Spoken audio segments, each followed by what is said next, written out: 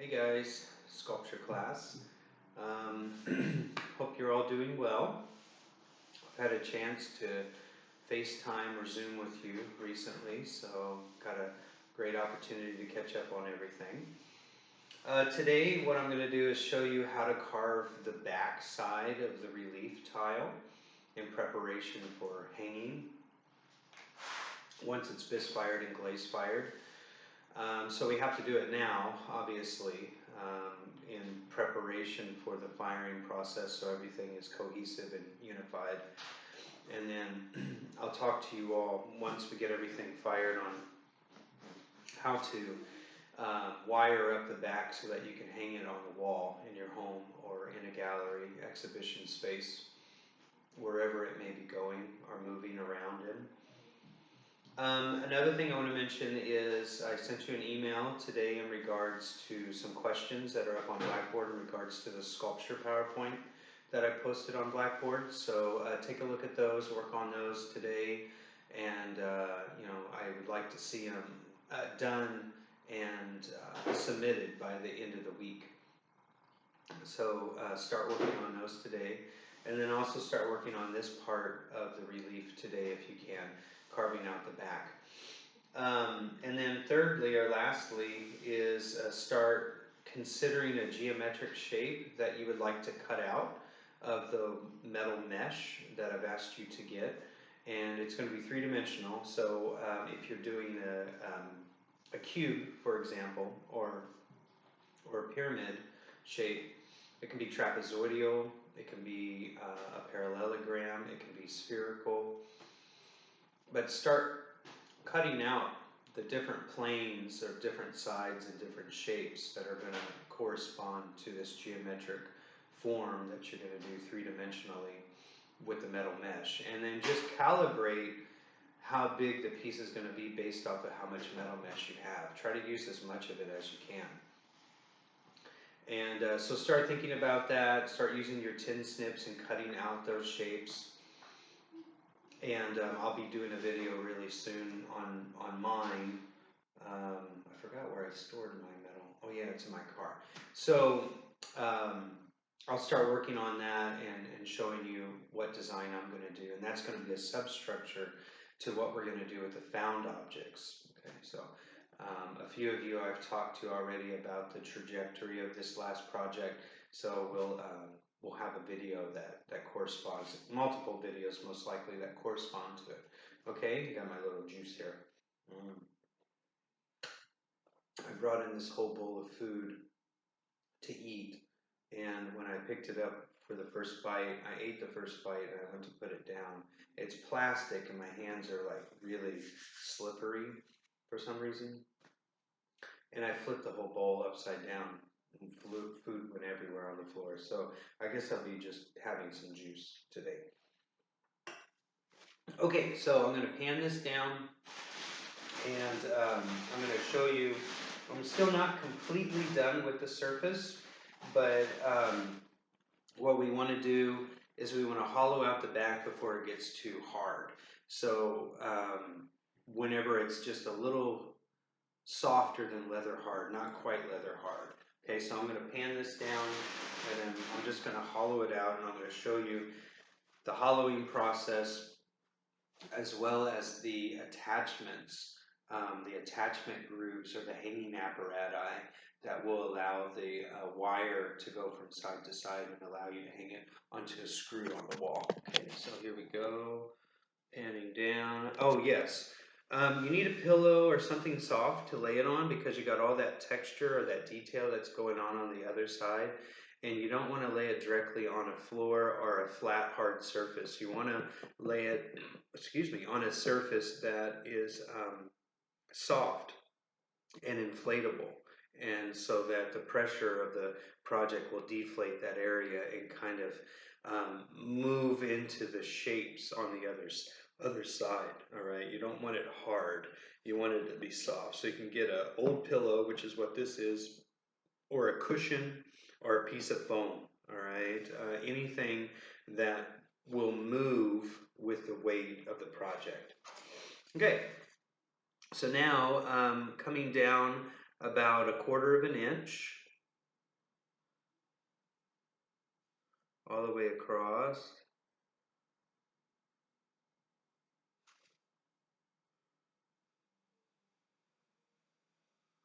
On all four sides. I'm just drawing a line, an incised line.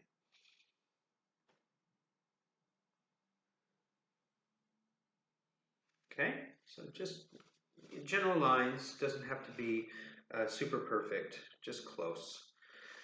Okay, so anywhere within this parameter, within these lines, you're going to carve out, and you're going to carve down about 1/8 of an inch, maybe a little bit more. All right, leave this border. That border is actually going to help house the hanging apparatus as well as keep it flush on the wall. All right, you don't want to carve away up to the edges. All right, you want to leave an edge. All right, you want to leave a back edge or a back frame. And then this is just pretty self-explanatory. You just start with your carving tool, take a little bit away at a time. I'm running it all the way down, holding the top corner, the top vertex up here, and just taking the same amount away with each area.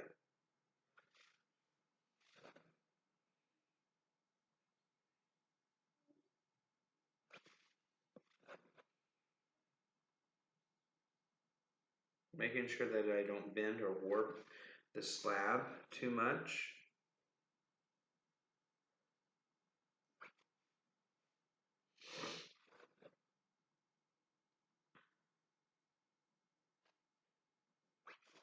It's okay if I have this unevenness down here because I'm going to flip it around and I'm going to work the opposite direction. So right now I'm just going up and down, and what is side to side or horizontal right now is going to become vertical, and I'll start carving there. Creates a pretty cool pattern as well. Okay. Not to carve too much away from the border. Alright, got this extra. You can reuse some of this clay if you need to. Go and flip it. Alright, just be very careful when you flip it. Again, keep it on a soft surface. And now I'm going to go just a little bit deeper. Even out this edge.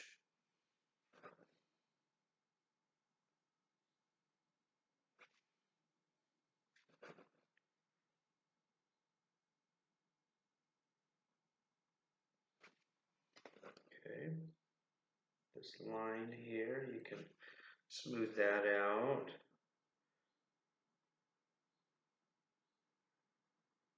Try to keep the edge nice and tight.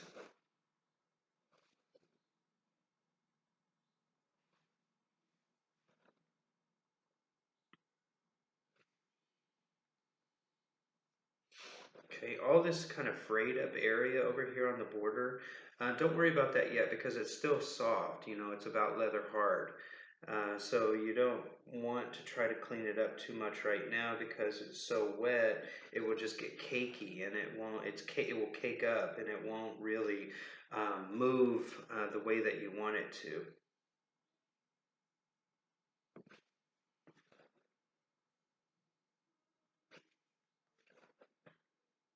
So again, I'm just keeping my left hand up on the edge here where I don't have any detail on the relief on the opposite side, so that I'm not putting my hand in an area where it's heavily textured or it has a lot of detail, because I don't want to crack and break that away. But if you do accidentally touch a part of the piece that has a lot of sculpting going on and a lot of detail, is just go back in and touch it up right away. Okay. Now, one thing you can also do whenever you get about halfway or halfway across is you can just go in and flip it 180 degrees and then just finish it up like this, just to keep at least the carving fairly even from side to side and top to bottom. But again, whenever you do that, just make sure that your hand up in the corner isn't touching any major detail on the opposite side of the sculpture. Now we're just doing a little bit at a time and we're not carving in too deep because we don't want to break through the other side, right?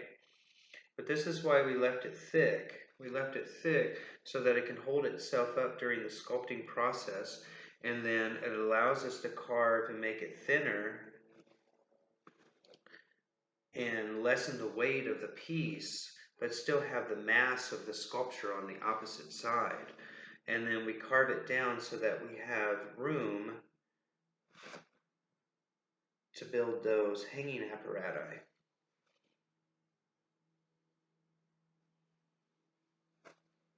Okay. Again, this frayed area, don't worry about that right now.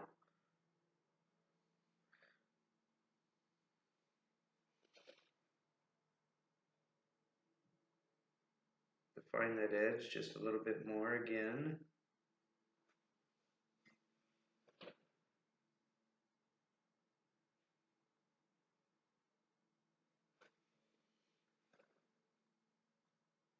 This is actually one of my favorite parts of this project, is framing the back. It's just very liberating.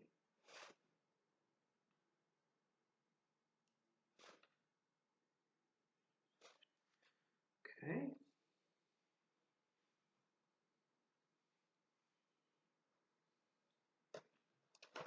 We can smooth it out a little bit.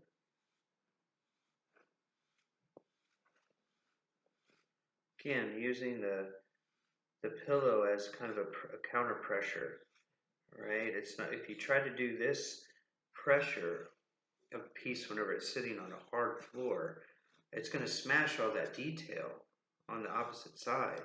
But if you have a soft cushion, it's not really going to change or manipulate the detail on the other side where it's going to be seen. All right, the front. So just a little bit of pressure, not too much. Okay. And with these little flanges and all these frays and such that are built up here, is when it sets up and it gets beyond leather hard, then you can come back and you can flake and chip all those off. And then you can come back in with your wood tool and you can start smoothing the top of that area, of that back border, right? Keeping it pretty level.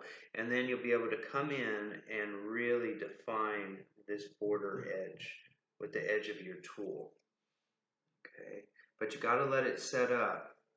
So it needs to set up. So this is the bottom of the piece, this is the top, and then this is the sides. All right, so what I'm going to do is I'm going to flip it over, and I know, so where I want the hanging apparatus, that I'm going to go in and clean that area up now on this inner side here, here as well as here.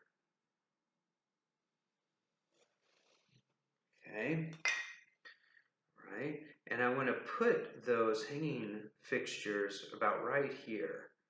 Okay, I don't want it too far down because then whenever you string the wire and it goes onto the screw, then the top section, because of the weight, could flip forward and away from the wall. So if you have the hanging elements higher, and we'll also put a third one down here, we have a hanging element up here, two of them up here, it will hold most of the weight into place and not shift forward. Now before we put those on there, we do need to put an extension, all right, an extension off of the bottom, so that will kind of like push the tile off of the wall a little bit, and it just needs to be a small little piece of clay. It doesn't need to be much at all. You are going to need some slip for this. Just a small little piece of clay like that, all right? And you just score into place a small little piece of clay. All right? Like that. And kind of flatten it down and then blend it into the rest of the frame.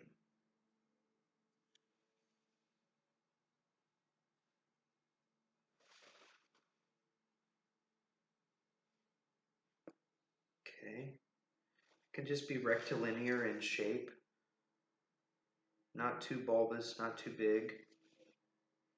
Okay, and what that will do is it will push the slab up off of the wall so that whenever it hangs, it's going to want to go forward a little bit, and then this will like if the wires are up high, which they will be, the bottom may want to like move a little bit, but this will like help stabilize it with some friction up against the wall and prevent it from the bottom from moving too much. Okay, so now that I have that fixed on there, kind of clean it up.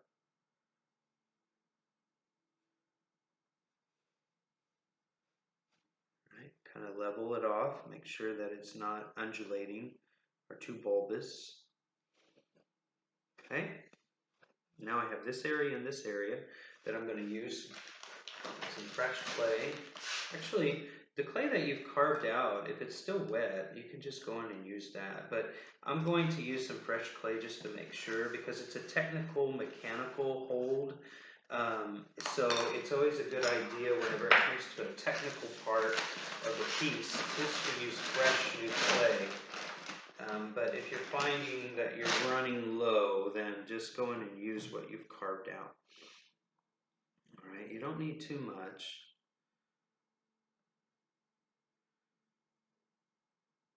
What you do is just kind of make a little square shape.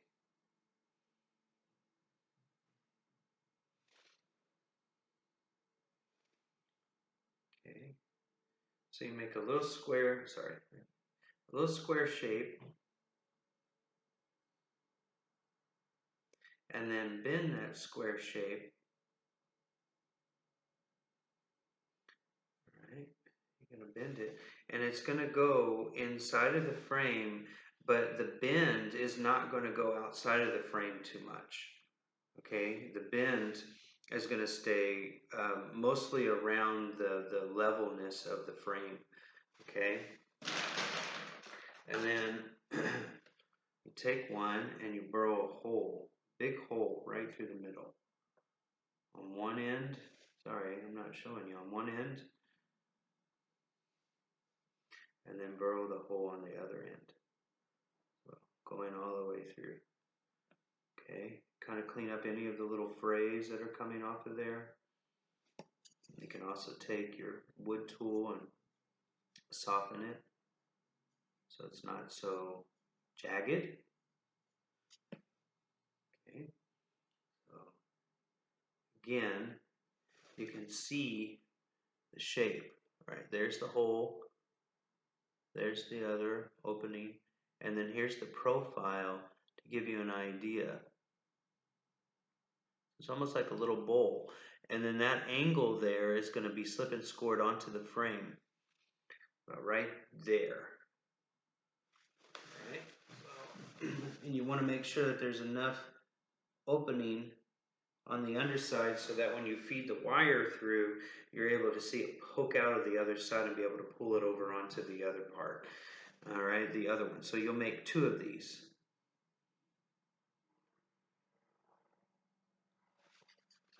Score.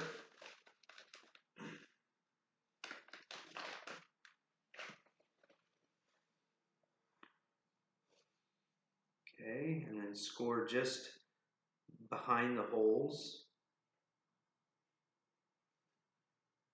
Flip on there. And then lock it into place. Just make sure that whenever you move it into place that you don't collapse the holes, right? You want to make sure that the holes remain open, and you also want to make sure that there's enough ample space. Now there are multiple ways to make hanging apparatus. Some don't even use hanging apparatus. Some just glue wire directly onto the piece. But it's always a good idea to have a mechanical bond and mechanical hold if you can with the clay. A lot of people will do a mechanical and then a chemical. So they'll do, excuse me, they'll do a mechanical like this, and then they'll take some 5-minute epoxy whenever they get the wire into place, and then they'll just fuse the wire into the mechanical bond after it's been glaze fired, and then it just makes it double strong, super strong. Okay. All right.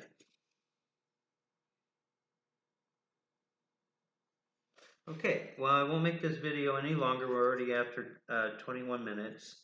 And so I have that one.